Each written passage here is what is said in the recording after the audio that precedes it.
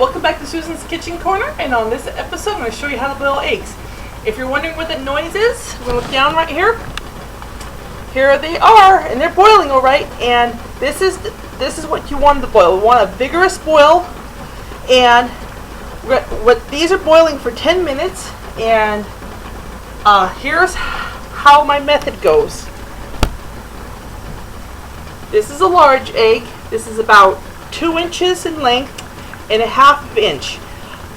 Eggs all over the place are going to be different sizes. I've gotten eggs that are like this much bigger, which are large, or smaller. So the way I judge it is, this is about a 2-inch egg is about 10 minutes. As if it was bigger. So this is 10 minutes of cooking time. 11, 12, so on. And if it's smaller, it goes 9, 8. And what you want to do is you want to, of course, get a pan like this and fill it up with water pretty high so the eggs are not, they're completely submerged. And then what you do, you put the eggs in, put the lid on, bring the water to a vigorous boil, and when the water and the eggs are boiling, then you set your timer. So when the eggs are just going all over the place, go over to your microwave or your little kitchen timer, set the timer, and that's when you start boiling the eggs. Not in the beginning when you put the eggs in the water. You start boiling them when the water starts boiling. So you want to stay near to your eggs and you want to watch them. I've got about 2 minutes and 41 seconds on these little eggs here, and I've got my ice bath right here. So as soon as this timer goes off, we're going to transfer them to the ice bath, and then I'm going to show you how to break them. And make sure you have your iced tea. I made some iced tea. Always have iced tea. It gets really hot around the when you're cooking. So I'm going to put this one back in because we're not cooking that one. Oh, well, while we're at it, when adding eggs to anything, I really don't, if it calls for a large egg and they look pretty small, like this, I'll add 2 of them. The key point is, the more eggs you add to a recipe, the better it's going to taste. If you want to try this out, try it with pancakes. If the recipe calls for 1 egg, add 2 eggs. Add 3 eggs. And if you're really adventurous, add 4 eggs. And mix it up like you would. Make the pancakes, and you're going to see and taste the difference because they're going to be really good. It also depends on pancakes. You know, this isn't pancake. This is a filler for the timer to go off. But eggs, I usually generally, if it's a small egg and it doesn't look right for the recipe, I'll add another egg. It's perfectly fine. Chocolate chip cookies, muffins, if you want to add more eggs, go for it.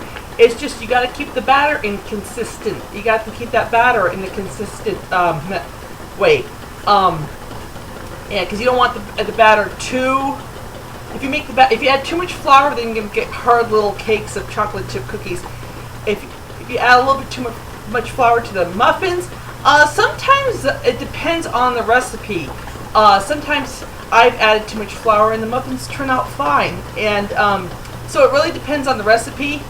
But the eggs, you can fool around. I have a wonton recipe where I add more eggs and it turns out fine because wontons are basically noodles. And again, the more eggs you add, the better it's going to taste. We got 16 seconds.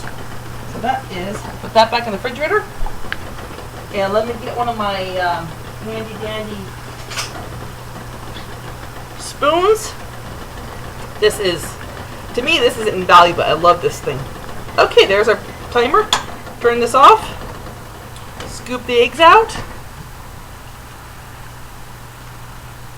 Now, troubleshooting eggs.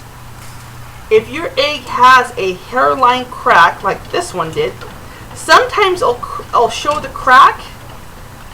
Let's see if you can see it here, because I don't really want to touch. This is one of the ones you don't want to touch. but I have a hairline crack right here going around. The yolk and everything will stay inside, but sometimes you'll look down and all these streamers will be coming out of the egg. It's perfectly fine. That's nothing's gonna, you know, it's just, it happens. So let's let these cool down.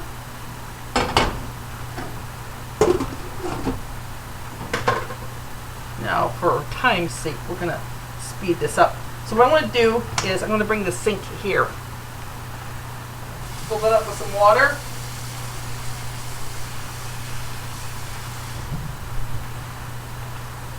Make sure it's not too hot. So all you need is water, an egg, like this. And what you do is take the egg straight up and down, hit it straight up and down, like that. See that? And then just kind of knock it all over the place lightly.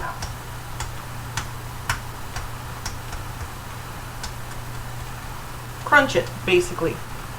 See how it's all just on the cutting board? And then what you do, I like to have it in the running water. It makes it a lot easier. And when you peel it, you're going to notice there's a skin. So take that, and if you can peel that skin off, the eggshell comes right off really nice.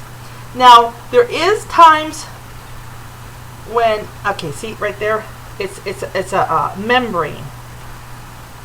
Again, I like to have it under running water, and usually, if you can get that right off the whole shell, the peel comes out. Now, depending on the age of the egg, sometimes this is a little bit older egg, I can tell, but it'll come, the whole thing will just peel off. This one is not cooperating that well, but it's coming off. And then sometimes you'll be peeling your eggs and all of a sudden your egg will come with the shell. That's perfectly fine too. It all depends on the age of the egg. Now, just because the egg is old doesn't mean it's not edible. And if you're one of these people that have to have perfectly fresh eggs, that's okay too. It's like everyone's a different income level. If you want to eat peregrine falcon eggs that are just laid from the bird, go for it. Not that I don't think anyone eats them, but you know, it only takes one person to do it, then it becomes a fad.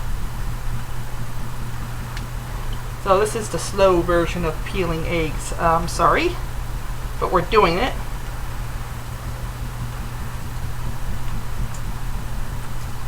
Okay, there we go. Okay, okay, now it's cooperating. Now I did it from the wrong side. See how it just comes off just like that? So the very end cooperate. Now let's open this up and let's see what it looks like inside. Longer knife. Too short. There we go. Okay, so this is what it looks like on the inside. Perfectly cooked on the inside. God, this is the hardest part. Some salt, and well, yeah, a little bit of salt. I like a little bit of salt on my eggs, just a little bit, because you know I told you I don't use salt, but a little bit of salt, and they're perfectly cooked. Now see, the thing is, let's say, well, God, the yolk's just too dry for me. I like mine a little bit more runny.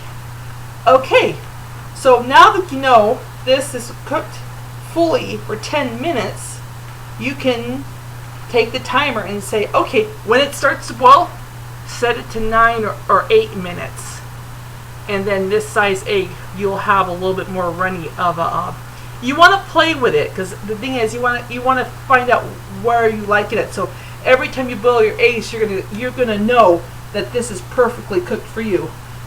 And then when you get the scale of the egg mastered, don't worry, it's not gonna take like 5 years to master an egg. Like not 5 years, but rice takes a long time in Japan. But this is in Japan. This is America, where everything's fast and quick. Except when coming to cooking eggs, you know, in your kitchen, you want everything nice and slow, so it turns out really delicious. So that's about it for this egg video. I got it under one video, yes. And toodles.